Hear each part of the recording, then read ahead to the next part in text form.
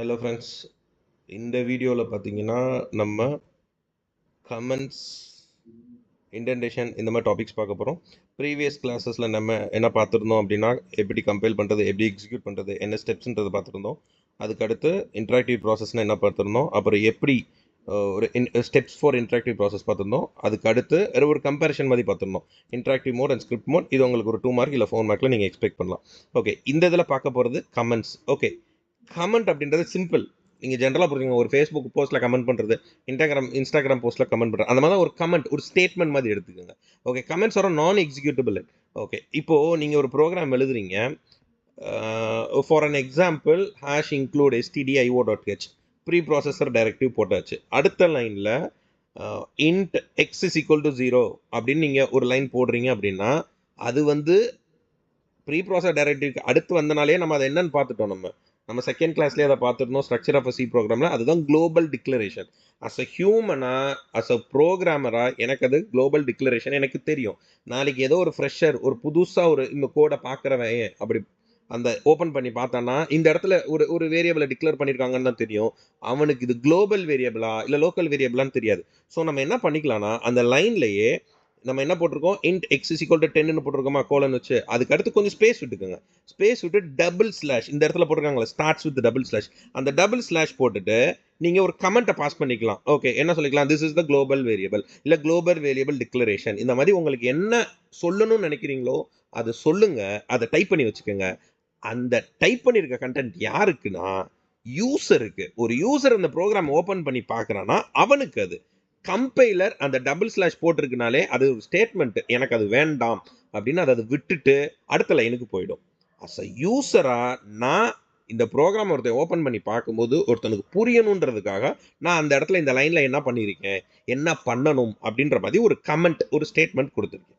அப்போது இந்த மாதிரி நீங்கள் அங்கங்கே ஒரு கஷ்டமான லைன் போடுறீங்க அப்படின்னா உங்களுக்கே சில நேரம் ஞாபகம் இருக்காது. நீங்கள் ஒரு கோடு எழுதுவீங்க, ஒரு ஒரு சாட் ஜிபிடியோ ஏதோ ஒரு கூகுள் பார்த்தோ நீங்கள் ஏதோ ஒரு ஒரு ஒரு லாஜிக் எழுதி வச்சுருப்பீங்க. உங்களுக்கு அது இன்றைக்கி புரியும்.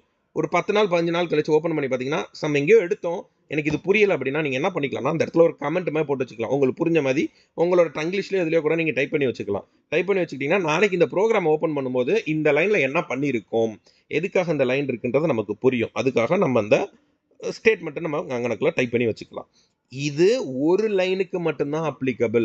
சப்போஸ் நீங்கள் ஒரு பெரிய கதை மாதிரி எழுதி வைக்க போகிறீங்க, ஒரு எக்ஸ்பிளனேஷனே கொடுக்க போகிறீங்க அப்படின்னா அதுதான் அடுத்து இருக்குது மல்டி லைன் கமெண்ட்.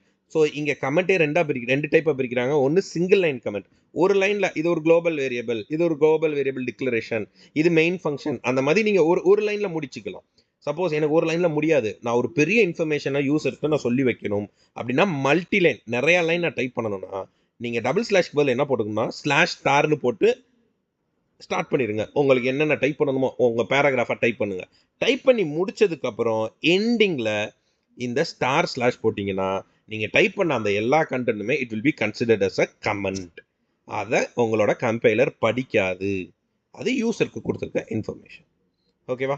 இப்போது ஆல்மோஸ்ட் கமெண்ட்ஸ்னால் என்னென்னு உங்களுக்கு புரிஞ்சிருக்கும். ஓகே, தென் இண்டென்டேஷன்.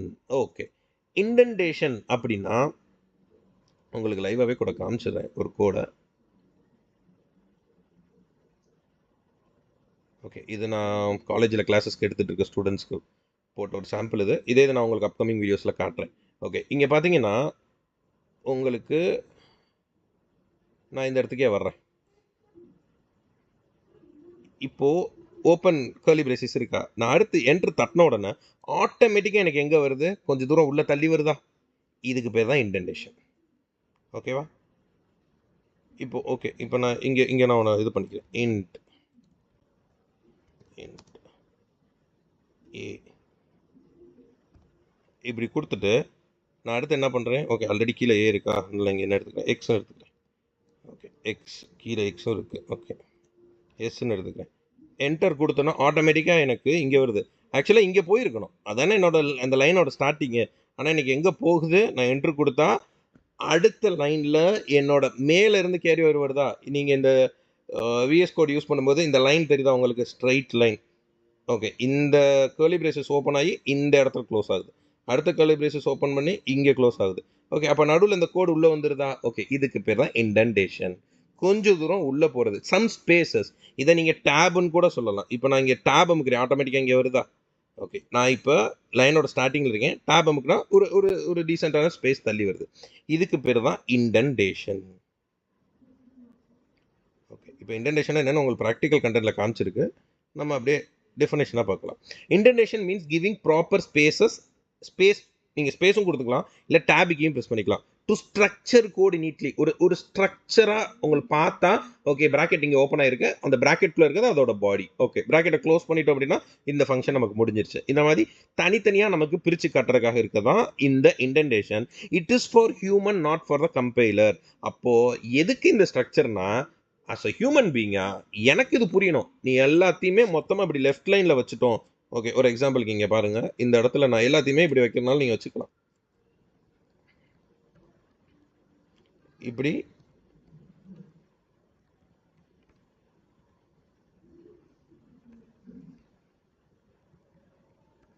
நீங்கள் மொத்த ப்ரோக்ராமையும் இங்கே வச்சுக்கலாம். இப்படி வச்சிங்கன்னா கர்லி பிரேசஸ் எங்கே ஸ்டார்ட் ஆயிருக்கு, கர்லி பிரேசஸ் எங்கே மூடி இருக்கு. ஓகே, இப்போ நமக்கு வந்து மெயின் ஃபங்க்ஷன் இந்த மாதிரி இருக்குது. அடுத்தலாம் நம்ம வந்துட்டு ஃபார் லூப் இந்த மாதிரிலாம் நம்ம உள்ளே போகிறோம்.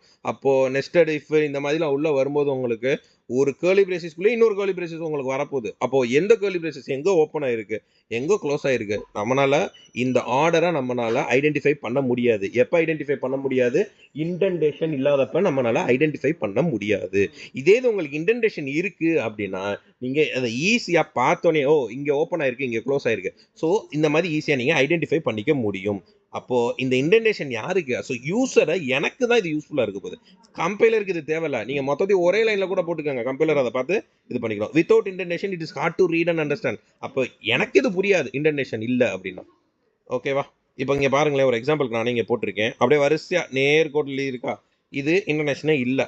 இங்கே பார்த்தீங்கன்னா இந்த கர்லி பிரேசஸ் ஓப்பன் பண்ணிட்டு என்டர் தட்டினா ஆட்டோமேட்டிக்காக எனக்கு இங்கே வரும். இந்த 10 கோலனுக்கு அடுத்து என்டர் தட்டினா ஆட்டோமேட்டிக்காக எனக்கு இந்த லைனுக்கு வரும். இதுக்கு பேர் தான் இண்டென்டேஷன். ஓகே, அடுத்து error messages. Okay, error messages இது ஒரு அண்ணா யூனிவர்சிட்டியோட கொஷின். நான் மொத்தம் இந்த சிலபஸ் முடிச்சதுக்கப்புறம் நான் important questions, previously asked questions, Anna university repeated questions நான் ஒரு வீடியோவே நான் மேக் பண்ணுறேன். அதில் நான் ஒன் ஆஃப் இது இந்த கொஷின் இருக்குது, எரர் மெசேஜஸ்க்கு. Okay, error messages are feedback from the compiler. Okay, compiler நம்ம என்ன பண்ணோம், ப்ரோக்ராமை ஸ்டார்டிங்லேயே டைப் பண்ணி முடிச்சுட்டு அதை கம்பைல் பண்ணும்போதே கம்பைலர் என்ன சொன்னிச்சு, எரர் வரும், இந்த லைனில் எரர் இருக்குது, இப்போ என்னன்னு பாரு, எனக்கு இந்த பிரச்சனை இருக்குது அப்படின்னு எரர் மெசேஜஸ் அது நமக்கு கொடுக்க போகுது. Okay, the compiler shows error if something is wrong. Okay, அது ஏதாவது தப்பு இருக்குன்னா நம்மகிட்ட சொல்ல போகுது. ஓகே, என்னென்ன மாதிரிலாம் வரப்போகுது நீங்கள் பார்க்க போகிறோம். Error type first syntax error. Okay, சின்டாக்ஸே தப்பாக கொடுத்துட்டோம். ஓகே, நீங்கள் அந்த இடத்துல செமிகோலன் வைக்காமல் விட்டுட்டீங்க, இந்த மாதிரி ஏதோ ஒன்று பண்ணுறீங்கன்னா, ஓகே அதே எக்ஸாம்பிள் போட்டு பாருங்க, மிஸ்ஸிங் செமிகோலன், இல்லைனா ஒரு தப்பான இன்ட்ன்ற போகிற இடத்துல தப்பாக போட்டீங்க, இந்த மாதிரி ஏதாவது ஒரு சின்டாக்ஸ் ஓரியன்டாக எரர் விட்டிங்கன்னா அதான் சின்டாக்ஸ் எரர். அடுத்து compilation error, found during compilation, undefined variable wrong data type. Okay, undefined வேரியபிள்னா இப்போ நான் கொஞ்ச நேரத்துக்கு முன்னாடி நான் மாற்றுறேன்ல எக்ஸ் ஏபிசி எஸ்ன்னு, அந்த மாதிரி நீங்கள் மேலே எக்ஸ்ன்னு சொல்லிட்டு நீங்கள் மேலே எக்ஸை டிக்ளேர் பண்ணிட்டு உள்ள ஒய்யை யூஸ் பண்ணிக்கிட்டு இருக்கீங்க, எக்ஸுக்கு பதில் நான் ஒய் தான் கொடுத்தேன் அப்படின்னு ஒய்யை எக்ஸ்ன்னு நினச்சி ஒய்யை உள்ளே கொடுத்துட்டீங்கன்னா அதுதான் அன்டிஃபைன்டு வேரியபிள். நீங்கள் ஒய்யவே டிஃபைன் பண்ணலை, ஆனால் டிஃபைன் பண்ணது எக்ஸ். ஸோ எக்ஸை டிஃபைன் பண்ணால் எக்ஸை தான் யூஸ் பண்ணணும், ஒய்யை டிஃபைன் பண்ணால் ஒய்யை தான் யூஸ் பண்ணணும். எக்ஸை டிஃபைன் பண்ணிவிட்டு ஒய்யை யூஸ் பண்ணிங்கன்னா இதுதான் undefined variable. Wrong data type அப்படின்னா இன்டிஜர், ஓகே ஃப்ளோட்டு, இந்த மாதிரி கேரக்டர் நிறையா இருக்குது, நம்ம அப்கமிங் இதில் பார்க்க போகிறோம். ஸோ அதில் உங்களுக்கு என்ன தேவையோ அதை தான் யூஸ் பண்ணணும், தப்பாக கொடுத்தீங்கனாலும் உங்களுக்கு அது எரர் வரும். ஓகே, அடுத்து linker error, when the linker can't find a function or a file. Okay, இந்த லிங்கர்ன்றது நான் ஒரு சின்ன ஹிண்ட் இப்போ கொடுக்குறேன். The linker can't find a function அப்படின்னா நம்ம ஆல்ரெடி ஒன்று பார்த்தோம். என்ன பார்த்தோம்னா ப்ரீ ப்ராசஸர் டைரக்டிவ், அந்த ஸ்ட்ரக்சர் ஆஃப் சி ப்ரோக்ராம்லேயே நம்ம லாஸ்ட்டில் யூசர் டிஃபைன் ஃபங்க்ஷன் ஒன்று பார்த்தோம். ஓகே, அப்போது நம்ம ப்ரோக்ராமில் என்ன இருக்கும், ஸ்டார்டிங்கில் ப்ரீ ப்ராசஸர் டைரக்டிவ் இருக்குது, அதுக்கு அடுத்து என்ன வச்சுருப்போம்னா ஒரு யூசர் டிஃபைன் ஃபங்க்ஷன் வச்சுருப்போம், அதுக்கு அடுத்து ஒரு மெயின் ஃபங்க்ஷன் வச்சுருப்போம். அந்த மெயின் ஃபங்க்ஷனுக்குள்ளே மேலே இருக்க யூசர் டிஃபைன் ஃபங்க்ஷனை கால் பண்ணுவோம். ஓகே, அப்போது இந்த லிங்க் தெரியணும், இவன் மெயின் ஃபங்க்ஷனுக்குள்ளே மேலே சொல்லியிருக்க யூசர் டிஃபைன் ஃபங்க்ஷனை தான் கூப்பிட்ருக்கான், அப்போ அங்கே மேலே போய் எடுத்துகிட்டு வரணுமா, இதுக்கு பேர் தான் லிங்கிங். லிங்க் பண்ணுது, இங்கேருந்து அதை தான் கூப்பிட்ருக்காங்க, உன்னை லிங்க் பண்ணுது, இதுதான் லிங்கர். ஓகே, இதை பற்றி டீட்டெயில்டாக நம்ம எக்ஸ்பிளனேஷனோட எப்படின்றத நம்ம ஃபங்க்ஷன்ஸ் அந்த இதுக்குள்ளே பார்க்க போகிறோம். இப்போ ஜஸ்ட் இந்த லிங்கர் எரர்னா என்னன்றக்காக மட்டும்தான் அதை நான் சொல்லியிருக்கேன். அடுத்து run time error, program runs but crashes. Okay, இது எப்போ நடக்கும் அப்படின்னா, சிம்பிள் டிவைட் பை 0 கொடுக்குறீங்க, இந்த மாதிரி ஏதாவது ஒரு சின்ன சின்ன லாஜிக்கல் இந்த இதில் இருந்துச்சுன்னா வரும். ஓகே, அடுத்து logical error, code runs but output is wrong. நான் அதை சொன்ன மாதிரி தான், உங்கள் ஃபார்மில் தப்பாக இருந்துச்சுன்னா அவுட்புட் தப்பாக தான் வரப்போகுது. ஓகே, இந்த டிவைட் பை 0ன்றது வேறு. ஓகே, இந்த கோடு ரன் ஆகுது, சம் எரர் வருது அப்படின்னா உங்கள் கேல்குலேஷன்ஸில் தப்பாக இருக்கும், அப்போ ஃபார்முலாஸ் தப்பாக கொடுத்துருப்பீங்க. அடுத்து warning, not an error but a potential problem. அது ஒரு எரர்னு சொல்ல முடியாது, வார்னிங் தானே. யூஸிங் அன்இனிஷியலைஸ்டு வேரியபிளே இனிஷியலைஸ் பண்ணாமல் நீங்கள் அதை யூஸ் பண்ணிங்கன்னா இந்த மாதிரி வரும். ஓகே, இப்போது இங்கே நம்ம இந்த டேட்டா டைப்ஸ்னு பார்த்தோம்ல, ராங் டேட்டா டைப்ஸ். இப்போ ப்ரிமிட்டிவ் டேட்டா டைப் என்னென்ன டேட்டா டைப்ஸ் இருக்குது அப்படின்னா, இன்டிஜர் ஒரு டேட்டா டைப் இருக்குது. இதில் எதை யூஸ் பண்ண முடியும்? Whole numbers. அதோட சைஸ் பார்த்தீங்கன்னா 4 bytes. ஓகே, இப்போ நான் வந்து யூசியோட வீடியோஸ் மேக் பண்ண போகிறேன். அதில் உங்களுக்கு இந்த பைட்ஸு, பிட்டு, நிபிள் இந்த மாதிரி இருக்க எல்லாத்தையுமே நம்ம பார்க்க போகிறோம். ஸோ ஆல்ரெடி நீங்களும் உங்கள் காலேஜில் படிச்சுட்டு இருக்கீங்க அப்படின்னா இதையும் கிராஸ் பண்ணியிருப்பீங்க. ஓகே, அப்போ இன்டிஜர் ஹோல் நம்பர்ஸ் வந்து சைஸ் எவ்வளோ? 4 bits. இதை நம்ம ஃபார்மட் ஸ்பெசிஃபையர் %d, இந்த ஃபார்மட் ஸ்பெசிஃபையரும் 2 மார்க்கில் கேட்டிருக்காங்க.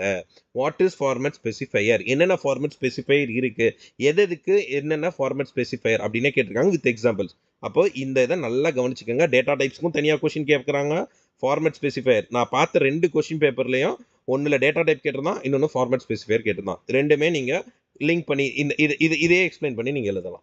ஓகே, இப்போ எக்ஸாம்பிள் வந்து integer x is equal to 10. அடுத்து கேரக்டர்ன்றது சிங்கிள் கேரக்டர், ஒன்னே ஒன்று ஒரே ஒரு லெட்டர். ஓகே, அப்போ அதோட சைஸ் என்னது? 1 byte. அதோட ஃபார்மேட் ஸ்பெசிஃபையர் என்ன சொல்ல போகிறோம்? %c. ஓகே, இதை தான் நம்ம என்ன சொல்கிறோம், இந்த பிரிண்ட்எஃப்லலாம் யூஸ் பண்ணுவோம்ல, %d போட்டு ஒரு எக்ஸை வந்து நம்ம வந்துட்டு கால் பண்ணுவோம்ல, அந்த இதுதான். ஓகே, இதோட example a equal to a. Okay, அடுத்து ஃப்ளோட்டிங் பாயிண்ட் நம்பர்ஸ், நீங்கள் பாயிண்ட் வச்சு எழுத போகிறது, அது வந்து 4 bytes. அதை என்னன்னு சொல்ல போகிறோம்? %f. எக்ஸாம்பிள் வந்து ஃப்ளோட்டு pi 3.14. மேலெல்லாம் அப்படி வர முடியாது, கீழே 3.14. அப்போ எஃப்னா உங்களுக்கு பாயிண்ட் வச்சு வரப்போகுது. ஓகே, இந்த இடத்துல நான் ஹிண்ட் சொல்லலை, எஃப்னு மட்டும் மொட்டையாக போட்டிருக்கீங்கன்னா அப் டு 6 to 7 digits வரைக்கும் உங்களுக்கு பாயிண்ட்டுக்கு அடுத்து வரலாம்.